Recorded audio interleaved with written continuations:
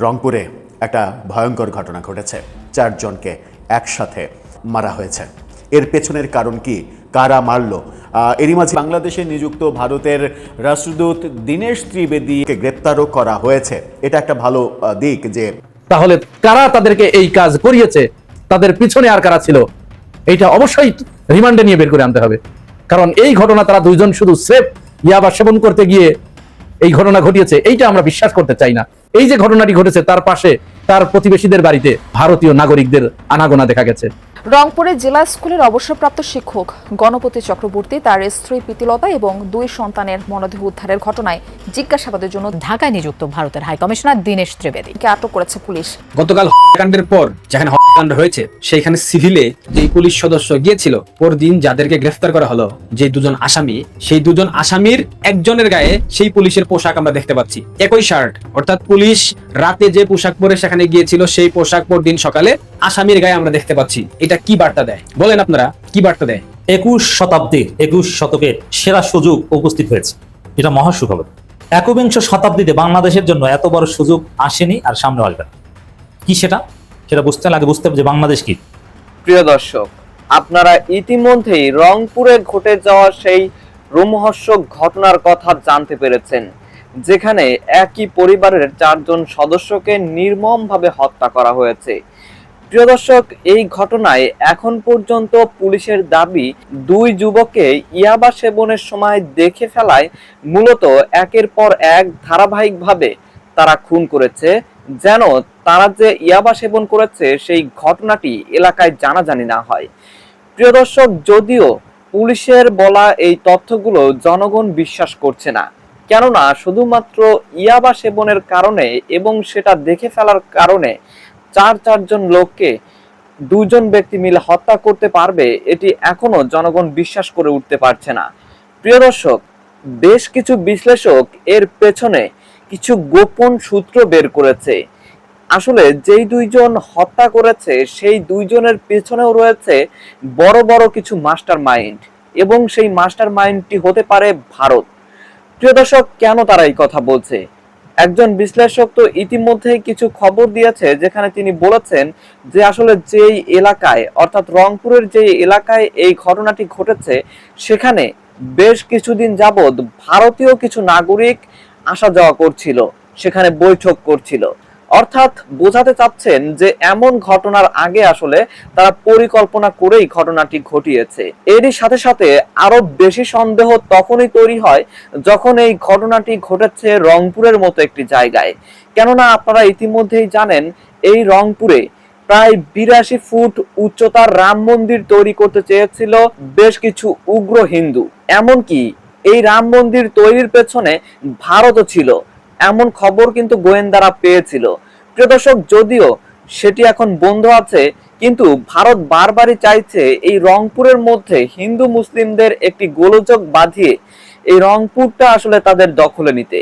প্রিয় দর্শক, বিশ্লেষকগণ আসলে ভারতের এই গোলযোগ এবং এই হত্যাকাণ্ডকে একই সূত্রে গেঁথে ফেলেছে। তো আপনারা আজকের ভিডিওটি দেখলেই জানতে পারবেন যে কেন তাদেরকে হত্যা করা হয়েছে এবং এর পেছনে মূল মাস্টার মাইন্ডটা কে, এবং বাংলাদেশে থাকা ভারতীয় হাই কমিশনারও কি এর পেছনে জড়িত রয়েছে কিনা সেটিও জানতে পারবেন। তো আমি এর বেশি কথা বাড়াবো না, এই ভিডিও শুরুতেই আপনাদের আরো যে ভিডিওগুলোর অংশ বিশেষ দেখিয়ে শুরু করেছিলাম সেই ভিডিওগুলোর বিস্তারিত আলোচনা দেখাবো। তবে তার আগে আপনাদের উদ্দেশ্যে একটি প্রশ্ন থাকবে, আপনারা আসলে কি মনে করছেন? আপনারাও কি বিশ্লেষকদের মতে বা বিশ্লেষকদের মতো করেই ভারতকে এর পেছনে দায়ী মনে করছেন? সেটি অবশ্যই কমেন্ট করে জানিয়ে দিবেন। এর সাথে সাথে যারা এখনো চ্যানেলটি সাবস্ক্রাইব করেনি, সকলে চ্যানেলটি সাবস্ক্রাইব করে পাশে থাকা বেল আইকনটি বাজিয়ে দিবেন। আর যারা ফেসবুক পেজ থেকে দেখছেন তারা অবশ্যই পেজটি ফলো করে দিবেন। তো চলুন একটি লাইক দিয়ে আমরা ধারাবাহিকভাবে সবগুলো ভিডিওর বিস্তারিত আলোচনা দেখে আসি। এখানে একই পরিবারের 4 জনকে হত্যা করেছে যে 2 যুবক যাদেরকে গ্রেফতার করা হয়েছে, তারা স্বীকারোক্তিমূলক জবানবন্দি দিয়েছে, তারা 2 জনই হিন্দু। এরা আবার 2 জনই ওই গগনপতির আশেপাশের লোকজন, প্রতিবেশী ধরনের। রংপুরে এই ধরনের ঘটনা ঘটলো কেন? এইখানে কিন্তু একটা প্রশ্ন থেকেই যায়। আপনারা জানেন, রংপুরে কিন্তু বেশ কিছুদিন ধরে বড় ধরনের একটি গোলযোগ বাঁধানোর জন্য পার্শ্ববর্তী দেশ থেকে ব্যাপকভাবে প্রচেষ্টা চালানো হচ্ছে। আপনারা জানেন, ওই এলাকায় পৃথিবীর সবচেয়ে বড় রাম মন্দির এটা স্থাপন করতে গিয়েছিল। রংপুর বিভাগের বেশ কয়েকটি জেলা নিয়ে, 6টি জেলা নিয়ে বা 8টি জেলা নিয়ে হিন্দু সম্প্রদায়ের কিছু সংখ্যক মানুষ এর ভিতরে চৈতি দাস আছে, তারা একটি আলাদা প্রদেশ গঠনের দাবি তুলেছে, তারা একটি হিন্দু রাজ্য গঠনের দাবি তুলেছে। ঠিক সেইখানে যখন দুজন হিন্দুর মাধ্যমে 4 জন হিন্দুকে হত্যা করা হয়, তখন কিন্তু এই বিষয়টিকে স্বাভাবিকভাবে দেখার কোনো সুযোগ নেই। এটাকে আমরা কোনো মতো অবস্থায় স্বাভাবিক অবস্থায় দেখতে চাই না বা দেখতে পারি না। আমার এই ভূখণ্ডের, এই বাংলাদেশের 1 ইঞ্চি জমিনের ভিতরে সে যেই হোক, হিন্দু, বৌদ্ধ, খ্রিস্টান, মুসলিম, যে জাতের, যে মতের, যে পথের মানুষ হোক না কেন, আমরা তাদেরকে অন্য দেশের বলির পাঠা হতে দিতে পারি না। অন্য কেউ তাদেরকে নিয়ে সিনিমিনি খেলুক, তাদের দাবার ঘুঁটি বানাক, এটা আমরা কোনো মতো অবস্থায় হতে দিতে পারি না।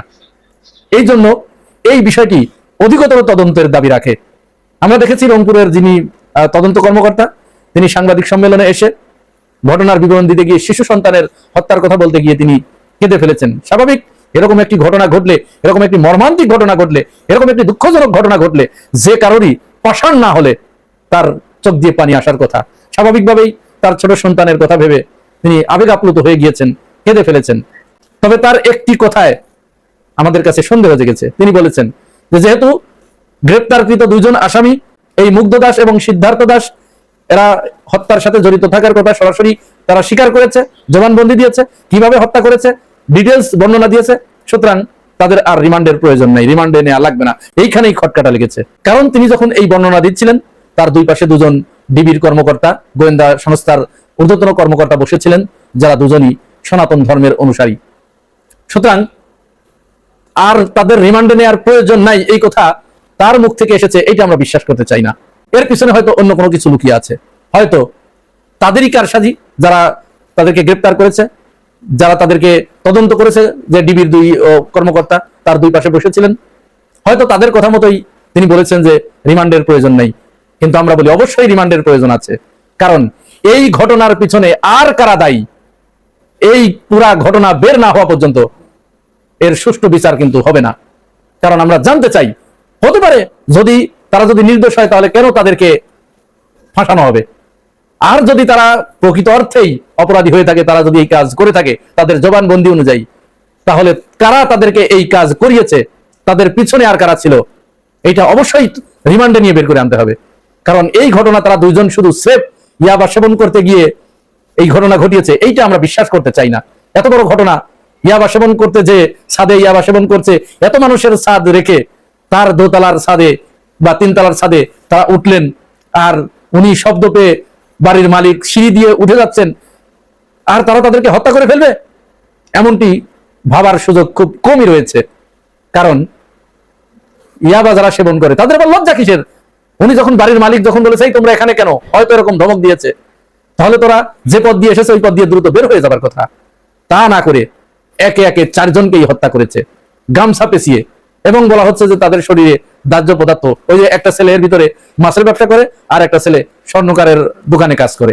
তো স্বর্ণকারের দোকানে যে কাজ করে, ওইখানে তো ওই যে স্বর্ণ যে পরিষ্কার করে নাইট্রিক অ্যাসিড থাকে, যেটা দিয়ে স্বর্ণের পরিষ্কার করে, ময়লা পরিষ্কার করে, এবং খাঁটি স্বর্ণ নাকি ভেজাল স্বর্ণ সেটা পরীক্ষা করে।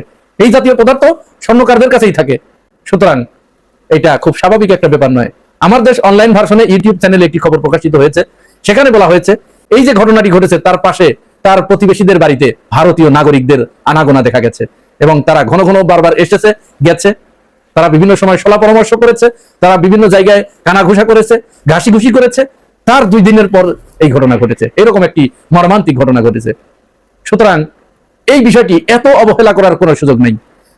আর লক্ষ্য করবেন, এই ঘটনাটি ঘটলো ঠিক তখন যে সময় বাংলাদেশের রাজনৈতিক পরিস্থিতি অত্যন্ত উত্তপ্ত। বাংলাদেশ মক্কা জোটে যোগ দেবে কিনা, এই বিষয়টি নিয়ে ভারত যখন অস্থির হয়ে গেছে, বাংলাদেশের প্রধানমন্ত্রীকে জোর করে হলেও ভারত সফর করাবেন, এবং সেখানে নিয়ে গিয়ে যে কোনো ভাবে ভারতে নিয়ে যেতে পারলেই তাদের কার্যসিদ্ধি হয়। এই যখন অবস্থা, প্রধানমন্ত্রী তারেক রহমান যখন ভারতে যেতে অস্বীকৃতি জানাচ্ছেন, কারণ তিনি তার নিরাপত্তার ব্যাপারে শঙ্কিত। ভারতে গেলে এমনও তো হতে পারে ওখানে সব আওয়ামী লীগের লোকজন পালিয়ে আছে, তাদেরকে ওইখানে জায়গা করে দিয়েছে। প্রধানমন্ত্রী গেলেন, তার গাড়ি বহরে আওয়ামী লীগের লোকজনকে আগেই বলা হলো যে এই পথ দিয়ে যাবে, তোমরা আক্রমণ করো গাড়ির উপরে। তাকে সুযোগ করে দেওয়া হলো আক্রমণ করার, সেখানে একটা বড় ধরনের দুর্ঘটনা ঘটে গেল। এই দায়িত্ব তখন ভারত তো নিবে না। তারা এমনও হতে পারে তারেক রহমানকে ওখানে আটকিয়ে রেখে শেখ হাসিনাকে বাংলাদেশে পাঠিয়ে দিল যে যাও তুমি প্রধানমন্ত্রী। দেশটি যেহেতু ভারত, সেহেতু এটা অবিশ্বাস করার মতো কোনো কারণ নেই। তো সে মতো একটা অবস্থায় প্রধানমন্ত্রী যখন যেতে চাচ্ছেন না, তখন ভারত নেবার জন্য সে দেশে জোর করে হলেও নিয়ে যাবে এরকম একটা পরিস্থিতি। আর ভারত ইতিমধ্যেই বলে দিয়েছে যে বাংলাদেশ মক্কা জোটে যোগ দেবার চিন্তা করছে কিনা এই ব্যাপারে ভারত কঠিনভাবে নজর রাখছে। রংপুরের এই ঘটনা একেবারে বিচ্ছিন্ন ঘটনা, এইটা আমরা বিশ্বাস করতে চাই না। বাংলাদেশের ভিতরে যে কোনো ধরনের একটা ঘটনা ঘটিয়ে একটা ইস্যু তৈরি করে, সাম্প্রদায়িক একটা ইস্যু তৈরি করে তার উপরে সাম্প্রদায়িক রং লাগিয়ে ভারত এখানে বড় ধরনের একটা গোলযোগ বাঁধাতে চায়, এটা কেওয়াজ এখানে তারা বাঁধাতে চায়। বাংলাদেশের সামনে 21 শতাব্দীর 21 শতকের সেরা সুযোগ উপস্থিত হয়েছে, এটা মহা সুখবর। তারেক রহমান এবং ডাক্তার শফিকুর রহমান এই দুইজন সিদ্ধান্ত নিলেই সম্ভব। আমরা বলবো যে আপনার জরুরি সিদ্ধান্ত নিন।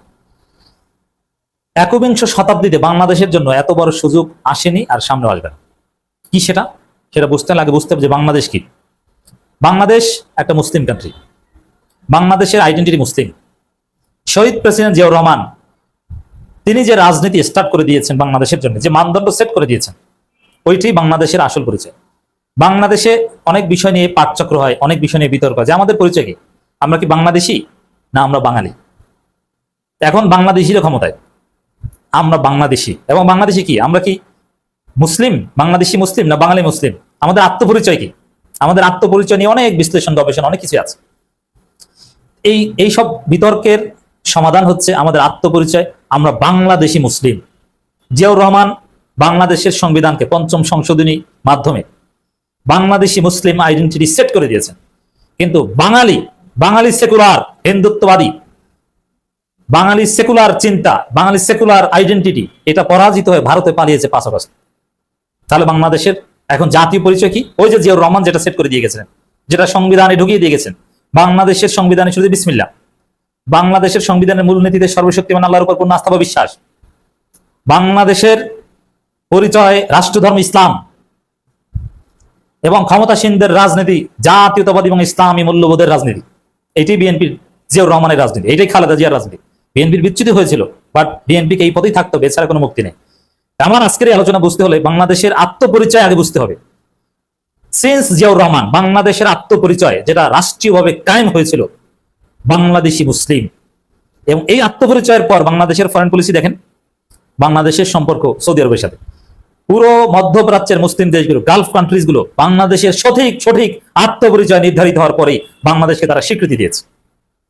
এবং তারপরেই বাংলাদেশ ঘুরে দাঁড়িয়েছে কিভাবে, বাংলাদেশের যখন সঠিক আত্মপরিচয় নির্ধারণ করতে পেরেছি আমরা রাষ্ট্রীয়ভাবে জিয়াউর রহমানের হাত ধরে, সেনাবাহিনীকে যখন মুসলিম সেনাবাহিনী হিসেবে গড়ে তোলা সম্ভব হয়েছে, সেকুলার হিন্দুত্ববাদী সেকুলার পরিচয় মুছে, তারপরেই বাংলাদেশের হাজার লক্ষ শ্রমিক সৌদি আরবে গেছে, কুয়েতে গেছে, কাতারে গেছে, বাহরাইনে গেছে, আরব আমিরাতে গেছে। এটা কিন্তু জিয়াউর রহমানের আমলে হয়নি, এটা বাংলাদেশের মুসলিম আত্মপরিচয় সংবিধানে নির্ধারিত হওয়ার পর ৫ম সংশোধনীর পর বাংলাদেশের এই রেমিট্যান্স বিপ্লব ঘটেছে।